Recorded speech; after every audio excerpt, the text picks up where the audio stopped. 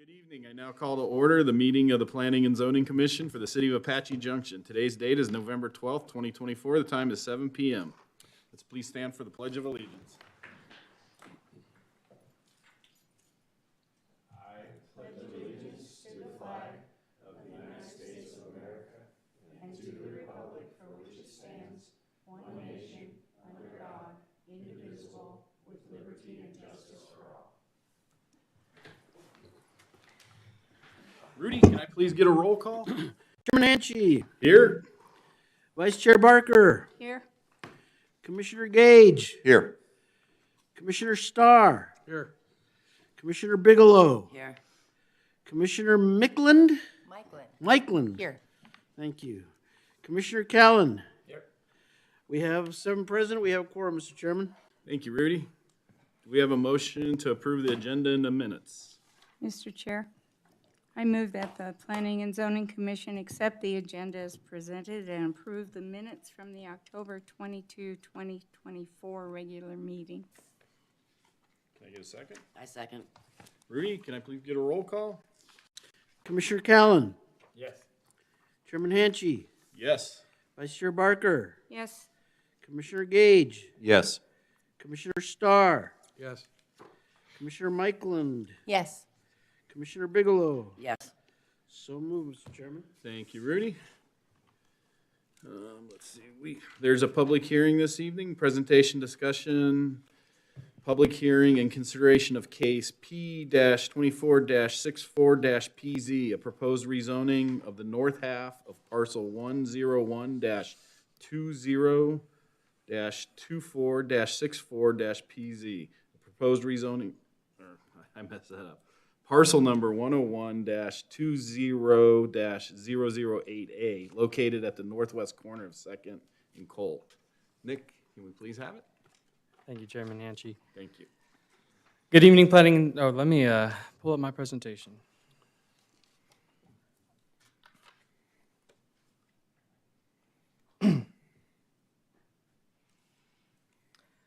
Good evening, Planning and Zoning Commission. I'm Nick Leftwich. I'm a planner for the Development Services Department of the City of Apache Junction. Tonight I'll be presenting the case information for the 2nd Avenue and Colt Road rezoning, P-24-64-PZ. This is a proposed rezoning by Tim and Kristi Sheahan. It is located at the southwest corner of 2nd Avenue and Colt Road. It is a proposed rezoning. Currently that parcel, it is a gross 5 acres, net about 4 acres. And they have proposed a rezoning of the northern half exactly, which is about 2 net acres, from what it is currently zoned as RM2, high-density, multiple-family residential, to general rural, low-density, single-family detached residential, RSGR, for the purpose of building their own personal home. This is depicted here as a zoning map of the area. As noted, there is a mix of zoning within the area. To the north, there is RSGR, single-family residential, what they are proposing to rezone to, as well as other RM2 properties, such as the Superstition Views apartments, which the applicant owns and manages. To the south, there is, of course, the 2 acres that is to remain RM2, high density, as well as there are general commercial properties, which are also apartments that the applicant manages and owns. And as we go further south, there are some other commercial businesses. There's a dog kennel, and then there's a trailer sales company. And then to the east of this property, there is a vacant RSGR property. Further east, we have other single-family residential properties, a little bit more medium density, a mix of medium density residential as well as a low density 1.25 acre lots. While to the west, we have other RSGR single-family residential properties, as well as the one immediately on the corner of 2nd Avenue is a Kingdom Hall Jehovah's Witness church.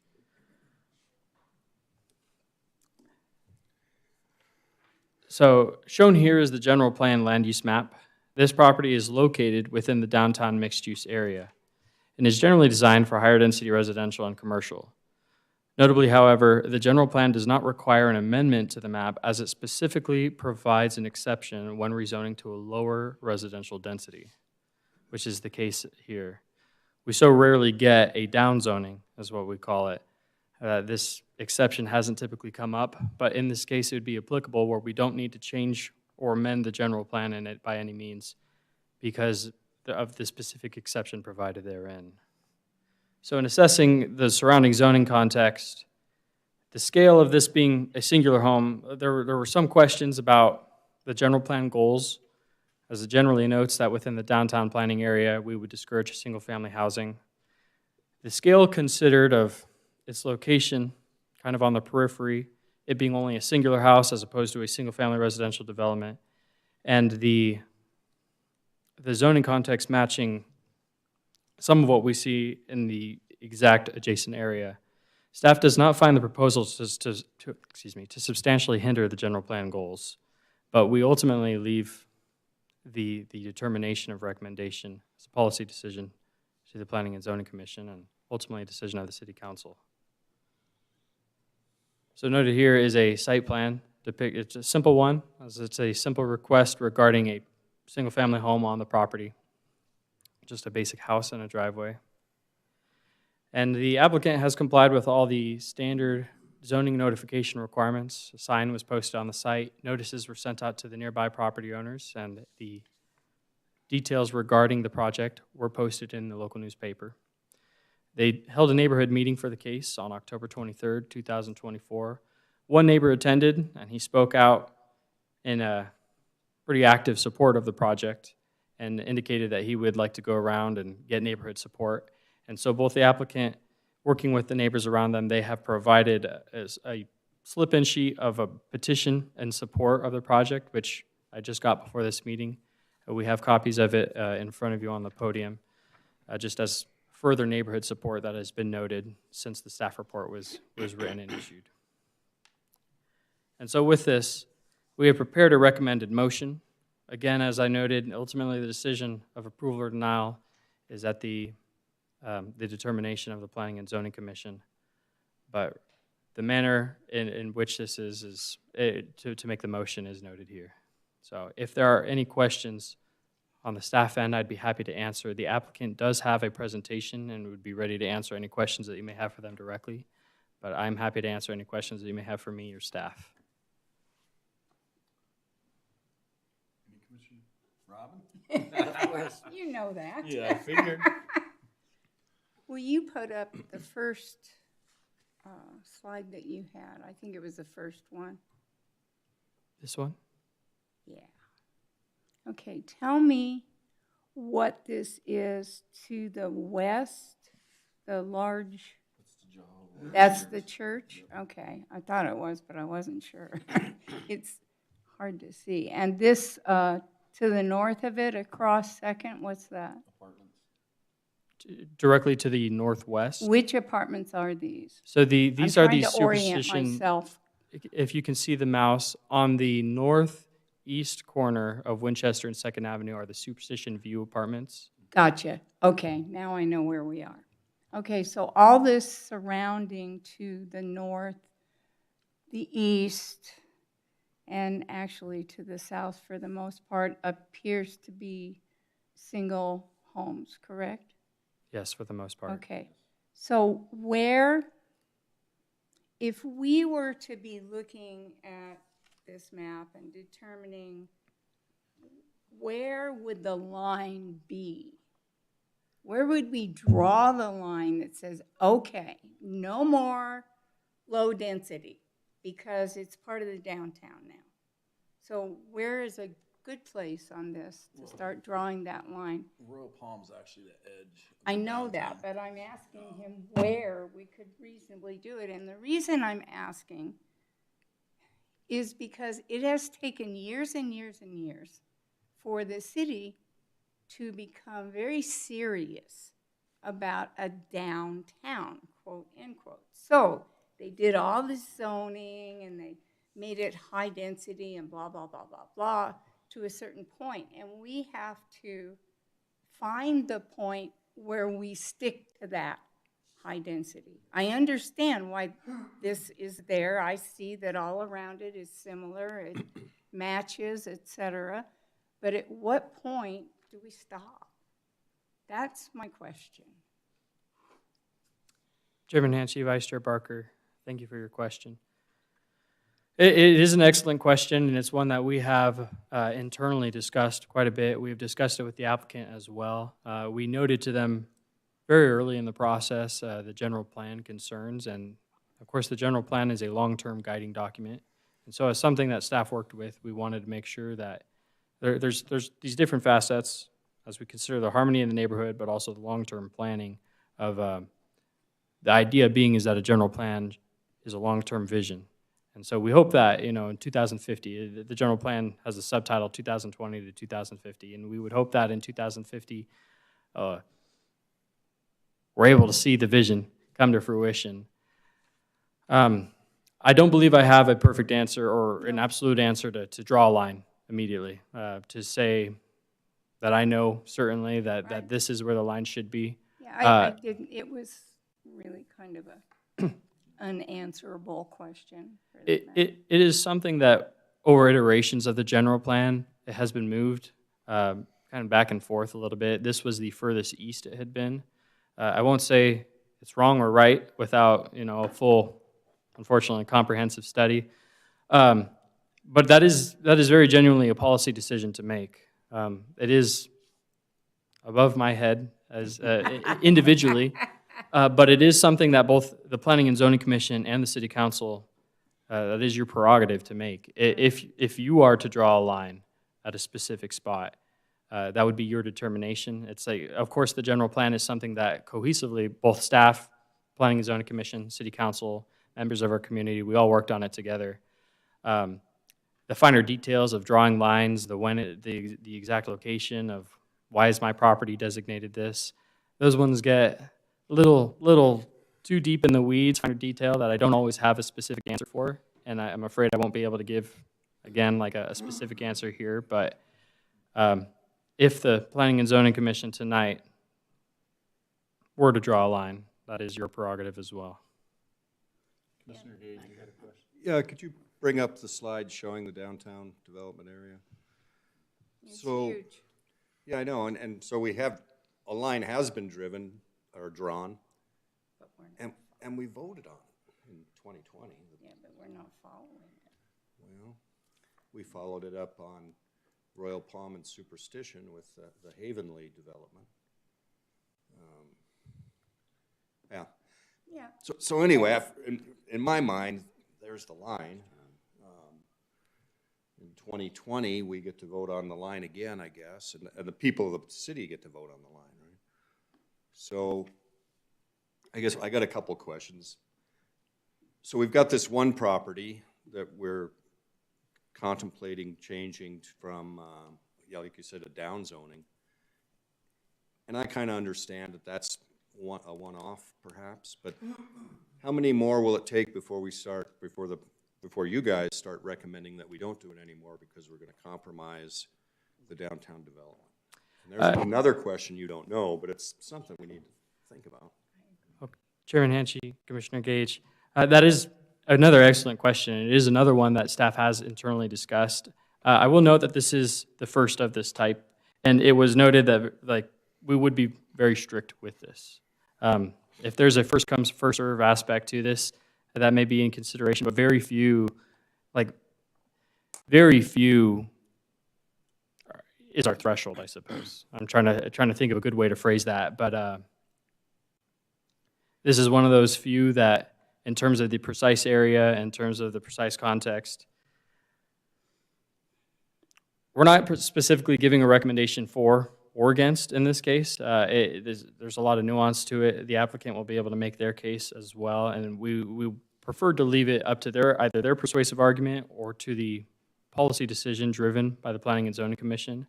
But I can say that as a matter of policy and as a matter of what staff would recommend for or against, it would be very limited. It's like we do not, the general plan specifically says to discourage single-family residential rezonings, and we've had that discussion with, we spoke with the applicant, talked about all sorts of alternatives. They determined that they wanted to proceed and to pursue this. At the end of the day, the Planning and Zoning Commission tonight may give their recommendation, and the City Council may make their decision. But we've had a lot of these conversations with the applicant, and it's something we would continue to discourage. But the specifics of individual cases, whether or not to approve or deny, is at this point your prerogative. But our threshold is very low to answer that. I got a couple more. Is there any liability that the city would take on by approving this one and denying the next one that comes up, if it comes up? That was Well, my question. Commissioner, I believe it's a policy decision. Things change, and development comes and goes. But as to whether there's a due process or equal protection legal issue, I don't think so. Okay. I think you can take it case by case. Thank you. And one more, my last one, is since we have a new sewer board member here, we have to have a sewer question for tonight. Does that mean we're gonna get twice the questions now? Yeah, that's true. So reading the proposal, there's going to be a proposed septic system on this site. And my understanding of the location of the existing sewer mains, that's appropriate. It's quite a ways away to put a sewer main to this property. But could you guys, and maybe it's a question for Rudy, how close does the sewer line have to be before the property must connect to the sewer? Do you guys have a number? I mean, I talked to Darren, and he was kind of not really sure, case by case type thing. Mr. Chairman, Commissioner Gage, the sewer district has the number. We used to say if it's within 300 feet, the sewer district's pretty much going to tell you to hook up. I don't know that that is necessarily still their policy, because there's also a question about the cost of installing a new septic. This probably is not going to be a very complicated septic system since it's a single-family home. But what I can tell you is that every time we get a permit request for a single-family home, one of the things that must be turned in is a will serve or will not serve letter from the sewer district. So at the time we receive the permit will be routed to the sewer district, and they will make the call at that time, probably depending on how close they are to the nearest line and existing infrastructure in the area, need for extending a line versus, not at this time. I think those are the kind of factors that come into play. Yeah, that's kind of what I got from Darren. It's kind of a case by case thing. I mean, this area, sorry. I mean, if we go, I used to call this the purple blob, kind of like that. But, if it is developed as high density, it's pretty much going to be served, most of those lots in 50 years from now will be connected to the sewer. Absolutely. So that's just, something we get to look forward to, or our kids get to look forward to. I got a question. Never mind. I noticed that the lot to the, I have no historical background on this, so because I'm new to this, but the lots to the east of it are zoned for single family, but it's inside the purple zone. Why isn't it set up as RM2 as well? And it says everything below him is going to be RM2. I don't understand. This doesn't make sense to me. I'm sorry. Thank you, Chair Hanchey. Commissioner Starr, if I may give some context into the historical zoning of the area. In a lot of cases, so the general plan land use designation is it's just meant to be a policy guiding document. And I say that, though, because it does not change the zoning of a property. Instead, because of the property rights of each individual property, it's like the city doesn't have the latitude to change the zoning under someone without them specifically, in most cases, without them, requesting the rezoning itself. And the historical zoning of the area honestly dates all the way back to when the city first annexed, when it was Pinal County. Even a lot of the multifamily that we see in this area, if I can go back to the zoning, within this area that we often call the Y, which is south of Apache Trail, north of Old West Highway, we kind of have a patchwork of high-density multifamily residential and immediately adjacent to Aiken and a quarter general rural, low-density residential. And it is to answer your question directly, it is the historic zoning that we inherited from the county. It hasn't been changed in the, I would say about 50, 60 years, or sorry, let me do the math real quick. Since 76. So in about 50 years that we've been a city, if there hasn't been an applicant or a property owner who specifically requested a rezoning, it's essentially been inert. And the zoning has been a pretty consistent continuum since it was incorporated into the city. And we have this odd patchwork of high density, low density immediately next to each other all throughout this area. And so in this case, it is odd that we have two very different spectrums of zoning next to each other, but frankly, the answer is that we inherited it from the county, and they had everything allotted. As a follow-up type question, what does it take to change it? Essentially, it would require the applicant or it would require the property owner's consent to change it. If we were to, although, and that has to do with the impact on property values. Currently, there is a Arizona Proposition 207, which it has to do with diminution of value. Every time we perform a rezoning, we require the consent of the property owner that this won't become an issue of rezoning a property, changing property values. So in general, the city doesn't have the authority to at will rezone properties. It requires generally a proposal of a plan and the consent of the property owner, generally through their own proposal, in order to rezone a property. So on a general note, just as information, as you requested, it's like But upgrading it to RM2 would make it for more valuable property, is that correct? Yes, I would generally say so as a matter of property values, but due to its effect on land use rights, because although it's a higher density, it doesn't necessarily have the same land use rights. And so the effect on that makes it a very testy and sensitive legal item to rezone other people's properties. You had a question? So my question is, they've owned the property for 8 years. So in 8 years, it's been vacant, correct?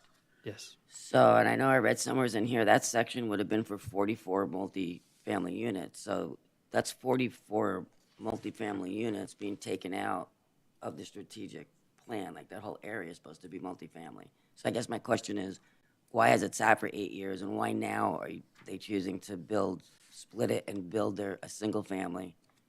And then how much units are they going to be able to put on the other side? I believe the applicant may be best to answer that. I wasn't sure if I should. Since it has to do with their choices regarding their property. We've spoken with them about that, but I believe they can best tell the story about why they held it and the different development questions. They had indicated at some point that they wanted to build apartments and then ran into some obstacles, and I believe they'll be able to speak better to that. One more. Go ahead. Sorry. So to the east of Colt Road there, between 2nd and 4th, that's an undeveloped RSGR. And the owner of that property could build one home in the middle of it, correct? Under the We current really don't have zoning. anything to say about that, because that's how it's currently zoned, right? That is correct. Okay. And even though it's inside the purple blob, there's nothing we can do. That is correct. Okay, thank you. Anyone else? Say we listen to the property owner. Thank you. Thank you, Nick.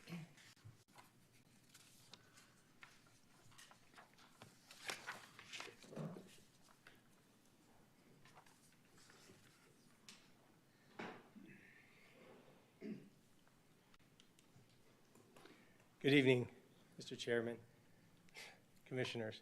I'm a little nervous. I talk all the time, but stuff in front. So, I'm Tim Sheahan. This is my wife, Kristi Sheahan. We've been married 22 years. We do want to answer your questions. I think the little talk that we have set up will answer a lot of them. Hopefully it sways you to approve this rezoning. So just a little bit about us. We've been running small businesses since we've been together 25 years. I've been running small business 30 years. We are a small business. I know a lot of times people get up here, they are attorneys or businesses that do rezoning. That isn't us. We're a small run business. My dad's owned multifamilies for 50-plus years, and he's one of our partners. It's my wife and I and our children, who are 18 and 20, are also going to be involved in this business. So we are a small business. We've owned the first property out here, 230 North Winchester. It's with about a half mile north of here. We bought in 2004. We started working on that property and closed January of 2005. We own 12 different parcels, all within a half mile of here, all north of Old West Highway, south of Scenic. We haven't sold any properties here. Out of all the properties we've owned in Arizona and in California, we've sold, I think, 4 in the last, as a family in the last 50 years. So we aren't flippers. We aren't here just to rezone and do things. I know as you talked about the rezoning, get back on track. We've lived in Queen Creek 22 years. We moved to Queen Creek 22 years ago. We looked at buying in Apache Junction, more in the mountains, so it wasn't in the county, but address Apache Junction, and decided to move to Queen Creek 22 years ago. We've raised our kids. It's time to move. Queen Creek is very busy. We like the quietness, slow-paced out here. We've been out here since 2004 running a business, and as we ran another business at the same time, 2012 is when we've solely done apartments. Manage, own, maintain, rent, everything. It's just us. It's a family-run business. As you can see on the map, the green around it is RSGR. To put it simply, the star is where we're wanting to rezone to build our personal residence. We currently live on an acre. We would like a little more land. That's why we're rezoning 2. We would like to rezone 2 of the acres instead of a smaller piece or all 4 of the acres. Still leaving the south 2 acres to rezone, or to leave the RM2 zoning, which would be up to 44 units per. It's 22 per. Yeah, 22 per acre. So it would be up to 40. It's impossible to put 44 on there unless you're 4 stories or more with parking. So rough estimate, you're maybe 32 to 36 units would be on that south side. So rezoning the north side would take 30-some units possibly out of the equation. We do have another parcel that I'll show you in a later slide north of here that's an acre, 1.57 acres that is currently zoned RSGR. That is right in the middle of multifamily that we do want to rezone. We didn't do it at the same time because we aren't ready to start building on that property currently. So that's why we didn't do these rezonings together. We had talked about it, but it just didn't work to rezone that with this. But that is 1.57 acres, similar. It would change less than 10 units max, so probably 7 or 8 units. It would take out of the equation of the amount of multifamily in Apache Junction on property we currently own. Now that I'm like 6 pages in. You guys can hear me okay? Mm-hmm. Okay, thanks. So yeah, and by requesting this down zoning to RSGR, it does devalue the property. So that we want to make sure, I know I listen to all the meetings online, and because we live 20 miles. I don't come out to them too often. But that's a big concern that people are going to rezone just to flip and make money.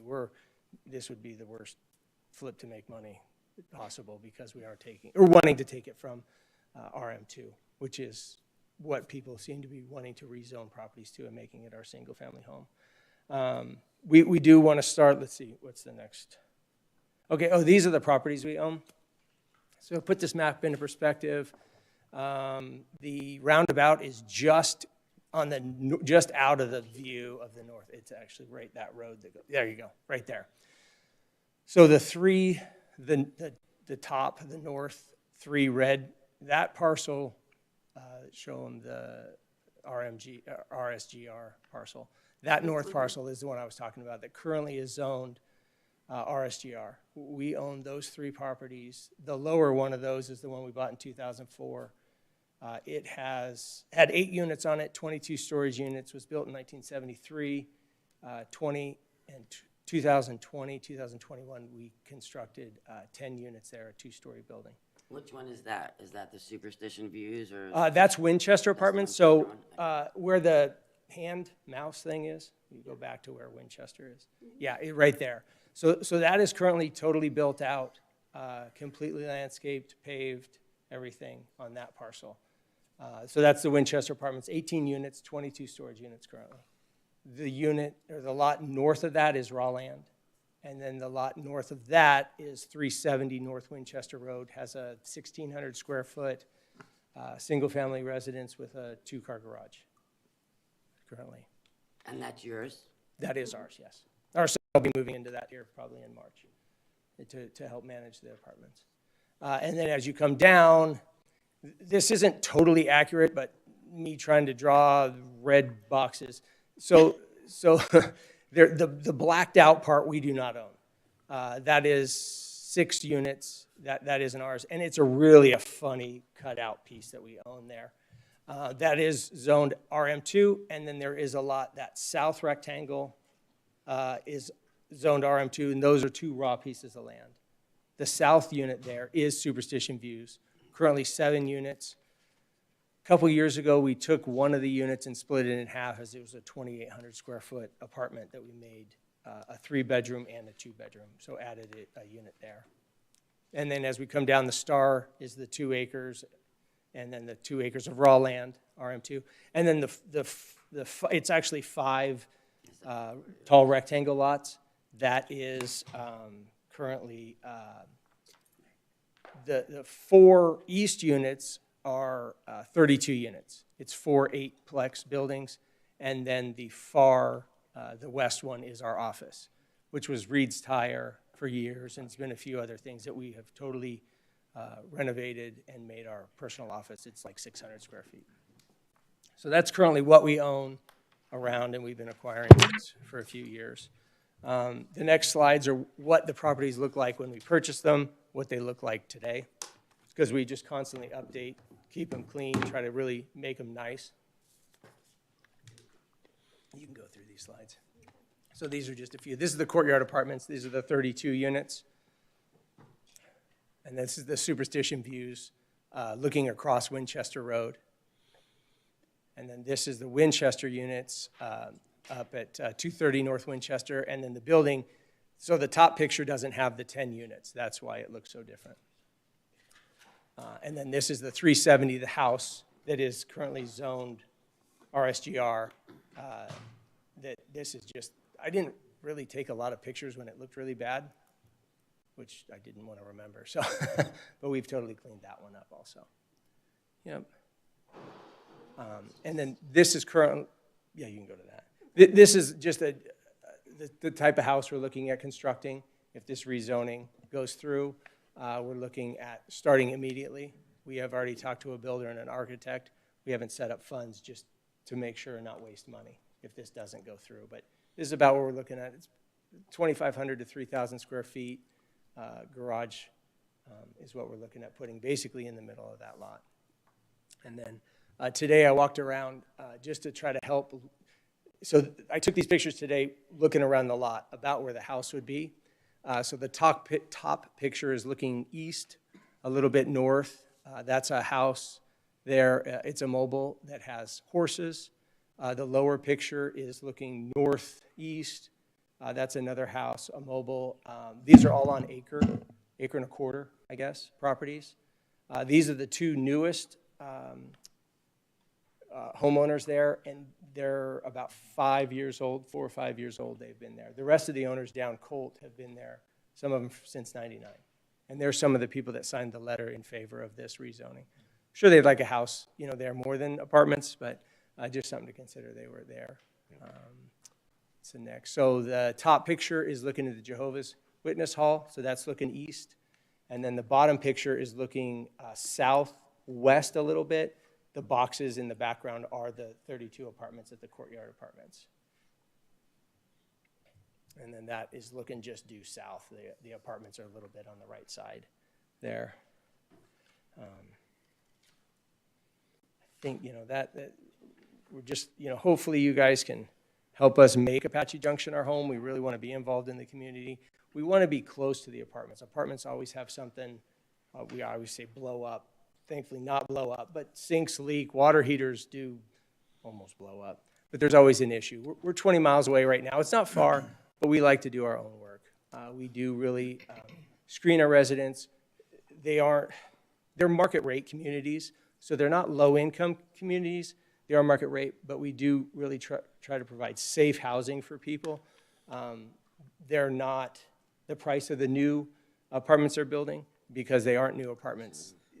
Even our new ones are about 25% less than the new apartment rates. So we try to keep our rates normal because we are just family run. So it is one of the things, you know, why we want to be out there so we can really jump on top of things when things need fixed easier. So hopefully you'll help us make Apache Junction our home and approve this rezoning. I think we can answer questions, right? If you had any. Did I miss anything? No. I think the only thing, going to the question of, sorry, let me go back here a little bit. So looking at this, I know that the line for the district goes to Royal Palm. Looking at the properties, we actually have been looking for a property out here for about 1.5 years, looking for land that we could build on. We did definitely want to be within the town limits. Out in Queen Creek, we are on a county island. We didn't know what the difference that was when we moved out there, and so we took the development class and everything like that, and then found out, oh, you can't really be involved in the town at all because you're on a county island. So that was something when we started looking to move up here, we definitely wanted to be in the town because we do like to be involved, and especially since we do run our business up here, but we just like to be involved in the community where we live. And so we've been looking for about 1.5 years, and to try to find a parcel about 2 acres, doesn't have a huge wash in it, that we could build our house on, became very difficult or was very, very pricey to try to get a piece of land. And so it finally came that we were like, well, what if we try to build on one of the pieces of land that we already own? And so then we started looking at that, which is why we came to trying to request to rezone this parcel. And looking at all of the parcels that we own along this, Winchester is definitely more of a developed road. So when looking at building for multifamily, it makes more sense to build off of Winchester Road because you do have the light once you get down to Old West Highway.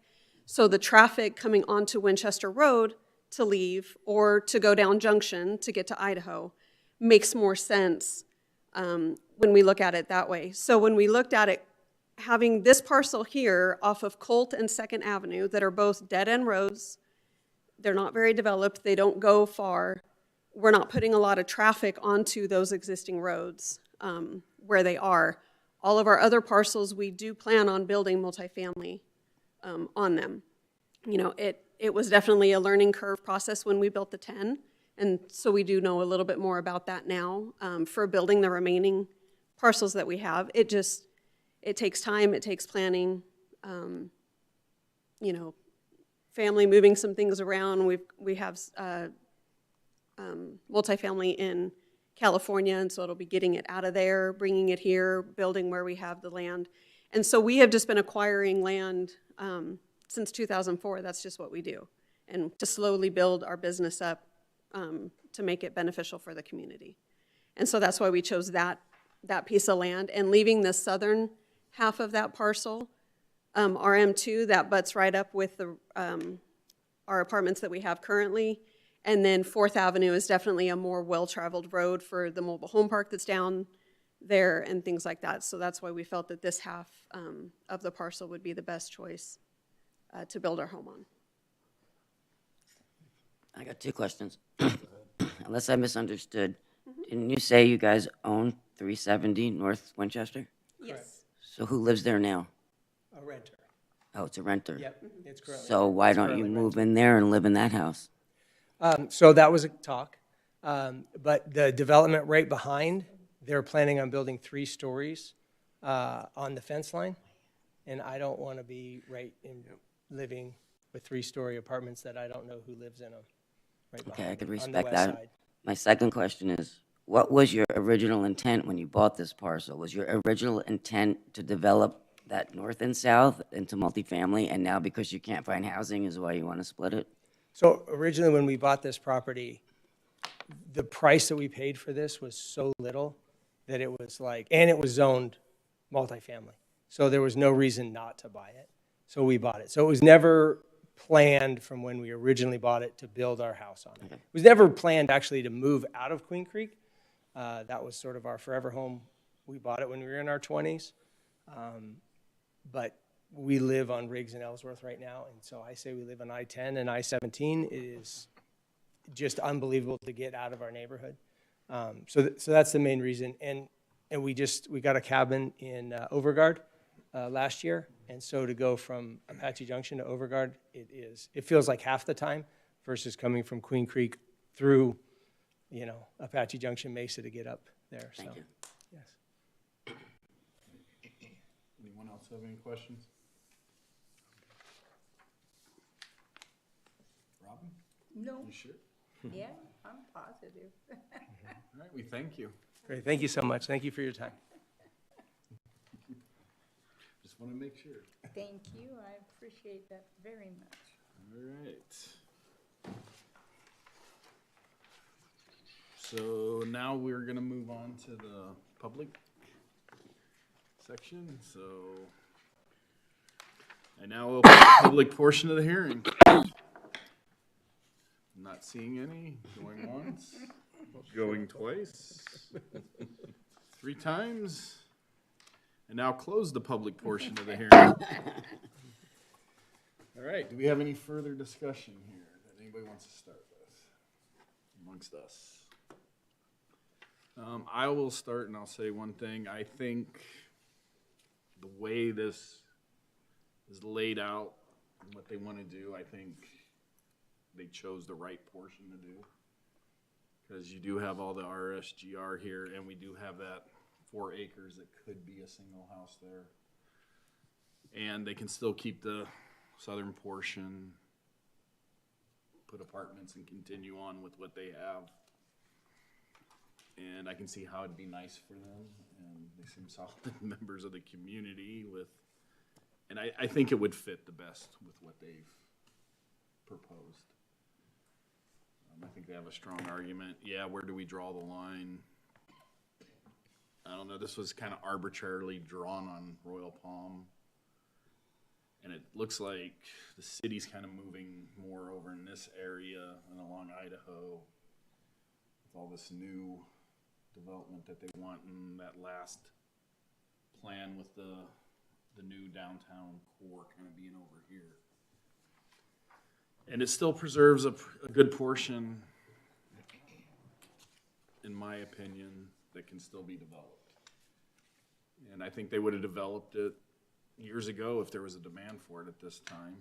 Because, they could make more money off of that than turning it into residential. I'm sure they would have and bought, a nice bigger piece if they could have made the profit off of it. So I would rather have it as a nice home and let them continue developing their properties as a member of our community. And that's my 2 cents.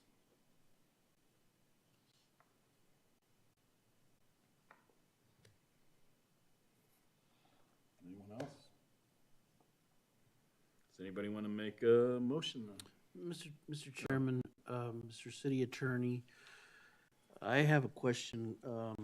Commissioner Callan had to leave because of a family emergency. However, he did leave his vote. Can we accept it? No, he cannot vote by proxy. He cannot. Okay.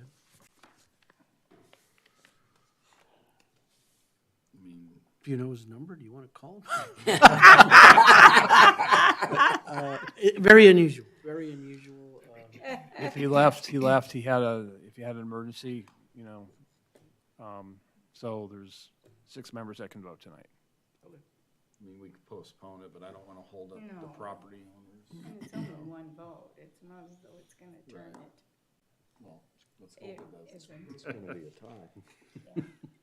I mean, the sewer map shows it's surrounded by sewers. Different ones. All right.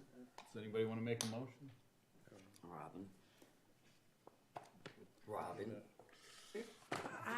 Okay, I will make a motion.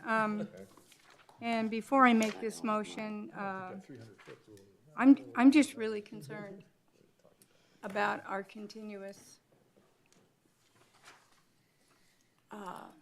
need, maybe is the word, or whatever, to change the zoning and to change the general plan on what seems to me to be a constant basis over the past year. We have up zone, down zone, across zone, et cetera. So that is my reasoning behind this. I move the Planning and Zoning Commission recommend to the Apache Junction City Council the denial of case P-24-64-PZ, a rezoning request by Timothy Sheahan of AJ Apartments LLC, owner, for a rezoning of approximately 2 acres comprising of the north half of parcel 101-20-008A, located at the southwest corner of 2nd Avenue and Colt Road, from high-density multifamily residential RM-2 to general rural low-density single-family detached residential RSGR. Anybody want to second it? I second. Okay, Rudy, make it a roll call. Chairman Hanchey. Denial. The motion is for deny, so I'm gonna vote no. Vice Chair Barker. Yes. Commissioner Gage. Yes. Commissioner Starr. Yes. Commissioner Bigelow. Yes. Commissioner Mikeland. No. So that's 4 in favor of denial, 2 not in favor of denial.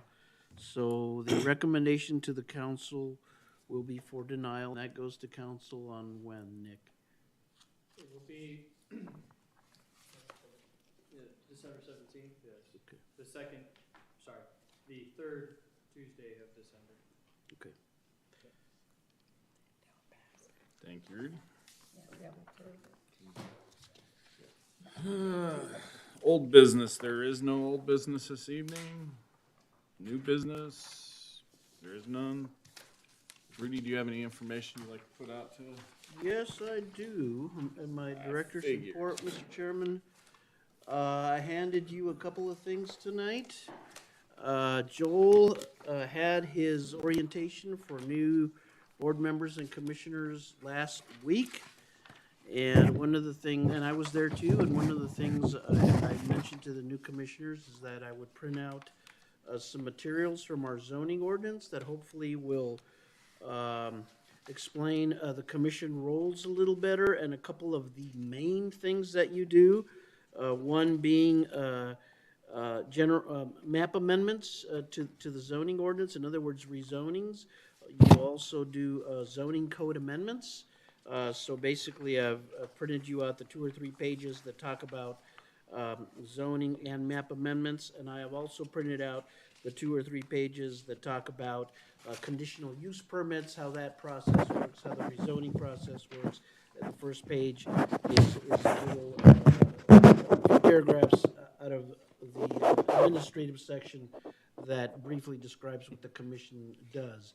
The other thing I was trying to print out for you tonight, unfortunately I couldn't do it for reasons that I do not understand.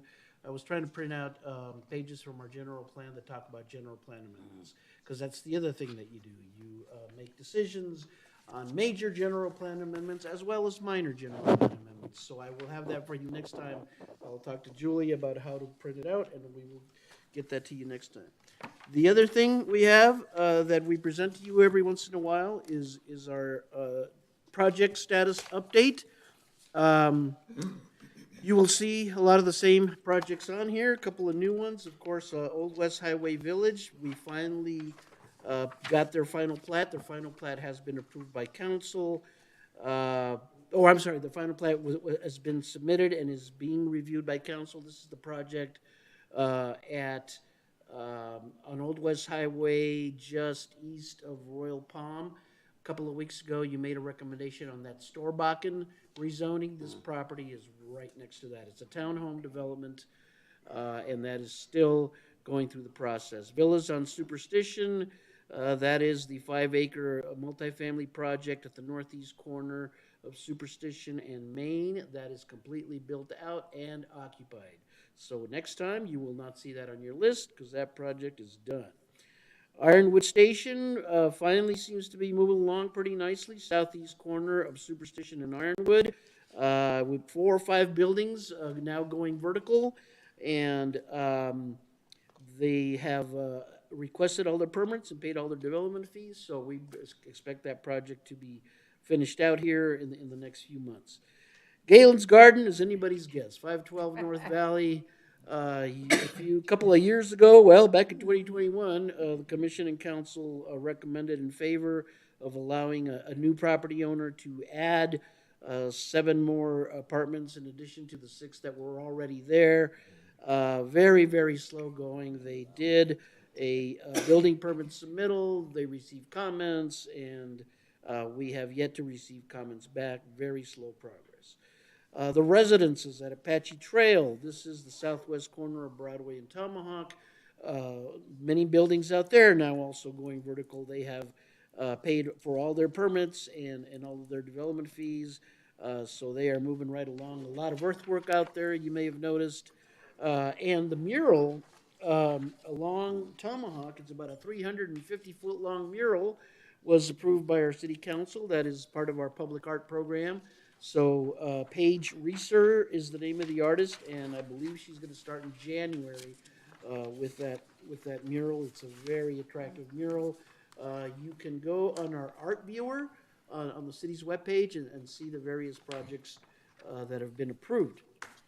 And incidentally, as long as we're on that issue, you may have seen the wraps on the boxes. There's one in front of at the stoplight at Walmart. And then there's another one at the stoplight on Ironwood and West Apache Trail. And there's another wrap at the stoplight at Winchester and Old West Highway. We're getting one more at the stoplight off of Idaho and Old West Highway, across the street from the Focal Point. And I hope you had a chance to see the new artwork, the banners that are hanging in front of the library. And there is also going to be some window art installed on the big tall windows in front of the Multi-Gen Center. So public art finally happening in the community and more to come. Goldfield Estates, final plat, that's the project at on Goldfield just north of US 60, northwest corner. That plat has been approved by council, and they're working out some issues with the Arizona Water Company, and we hope to see them start building here in the next few months as well. The Enclave, southeast corner of Virginia and Rennick, is still alive. Apparently it's changed hands a couple of times. We do have construction plans, just a few more revisions pending, and hopefully we'll see that project get going. The Hamptons, northeast corner of Southern and Meridian, complete, occupied, and looking very nice. We're working with them on some landscape issues, but that development is complete. Once again, next time we will remove that from the list. 94 West Roundup, they had a lot of right-of-way issues, dedications, excess right-of-way, extinguishments, utilities, all kinds of complicated stuff. But they finally got through their right-of-way issues, working with Public Works. Council approved all of the extinguishments and dedications and other things that had to be approved as part of that project. We haven't seen construction plans yet. Once again, slow progress, but they are moving along. Small project on northeast corner of Broadway and Delaware. We have a small apartment development, 32-story rental apartments. We have received a permit submittal, going through the review process, not yet approved. The other John Fox development at the southwest corner of Superstition and Plaza, I think that was like, 12, 16 units, something like that, Nick? Yeah, the developer in that case figured out that it just wasn't going to pencil out. So as far as we know, that project is not moving forward. Other projects, Gravity Energy, of course, in business. The one on Apache Trail, the one on Ironwood, unfortunately, looks like it's not going to get done. As a matter of fact, there is a new owner thinking of demoing the construction that has been done there and maybe doing a fast food restaurant there. So that property's, people are still very interested in it, but it doesn't look like the gravity energy is gonna transpire there. 10-unit apartment complex, southwest corner of 20th and Coconino. This is a project that was already had the proper zoning, didn't have to go through any kind of approval process other than administrative. They are still under construction. The Superstition Vista subdivision, south baseline, east side of Cortez, 256 single-family homes, about 34 lots yet to be issued. They are also moving right along. D.R. Horton, over 1,100 permits issued, hundreds of homes now occupied. Brookfield is got about 240 home permits issued now, and they are also moving right along. They just opened up their brand new, beautiful park called what's it called? Is it a Blossom Rock? Blossom I was Rock. just there. Yes, but there's a different name for the park. But anyway, it's a beautiful facility. They just opened it up. I should know that. Village at Ironwood Townhomes. This is that long dormant property just north of Apache Trail on the east side of Ironwood. New owners. They have plans under review. I think they're having trying to work out some issues with the fire district.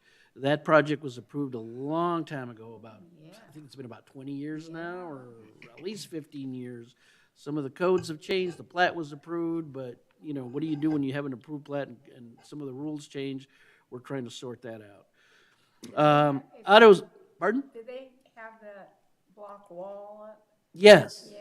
Yes, with the wrought iron and Yeah, the streets are kind of I in. was hopeful when I saw that Yeah. block wall going up. Yeah, 29 units, 29 townhome units. We hope to see that move forward. It's been quite a while, though. AutoZone at Old West Highway in Winchester, now open for business, got their C of O. AutoZone on West Apache Trail behind the Wells Fargo Bank, they have a temp C of O. They should be all done and fully open for business here pretty soon. Coyote Crossing, near, just up the street here, southwest corner of TP and Idaho, 12 single-family homes, all permitted, now being constructed. And that's a small subdivision, dozen homes or so. Other projects going through our process. Of course, we already talked about Storbakken, which you considered last time. Also, CGP. That's the office and warehouse building on Ironwood, just south of Superstition. Those two are going to council next week. Of course, we just heard the Sheahan's case tonight. That will go to council in December. And in addition to that, we've got many other preliminary development reviews that we've looked at so far. We expect several of these projects to become viable projects here in the next few months. Last thing I will say, Mr. Chairman, is we did a little change to our development viewer. All of these projects can appear on our development viewer. We did remove some things, though. We did remove the things that were very preliminary. We call those preliminary development reviews. When we first put up the development viewer, the thought was, hey, let's put everything on there. Let's get everybody excited. Let's show everybody all this good stuff that's going on in AJ. And that's great, except sometimes there are false expectations. Where's the Aldi? Why don't we have an Aldi yet? Well, because the owners live in Liechtenstein and it's very difficult to communicate and it's a slow-going thing. So the thought for now is let's not put the preliminary development reviews on there until they become more real projects, such as a CUP submittal, a building permit submittal, a rezoning submittal. Then they become a little more realistic and hopefully work through our process. And that's all I have this evening, Mr. Chairman. I'd be happy to answer any questions. That was a lot, so. Thank you very much. Wait, I got a quick one. Coyote Crossings, is that rental or ownership? Those are ownership units. Those are single-family homes.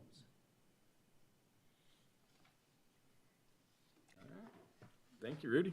You're welcome. Back one question quickly. That's not a new question. Well, to the city, what's the current housing growth rate for Apache Junction? Oh, boy. Well, what I can tell you is that with the development of Brookfield and the D.R. Horton properties last year, our permits went up by about 1,000%, just over 1,000% from the years before. So within the last couple of years, we're hitting about 1,000 compared to what we were hitting about 3-4 years ago. And most of that is due to the development down south, but as we showed in this development guide, we also have a lot of multifamily and some other infill projects going on here in the more older established part of the city. I hope that answers your question. No, no problem. All right. Do we have a motion to select the next meeting date? Mr. Chair, Commissioner Barker. I move that the Planning and Zoning Commission hold a regular meeting on November 26, 2024 at 7 p.m. in the City Council chambers located at 300 East Superstition Boulevard.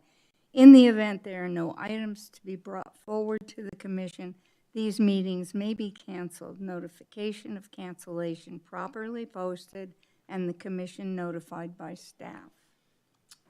Do we have a second? I second. All right. Rudy, can we get a roll call, please? Commissioner Mikeland, Sorry, yes. Commissioner Chair Hanchey, Yes. Vice Chair Barker, Yes. Commissioner Gage, Yes. Commissioner Starr, Yes. Commissioner Bigelow. Yes. So moved, Mr. Chairman. Thank you, Rudy. I now adjourn the meeting at 8:04 p.m.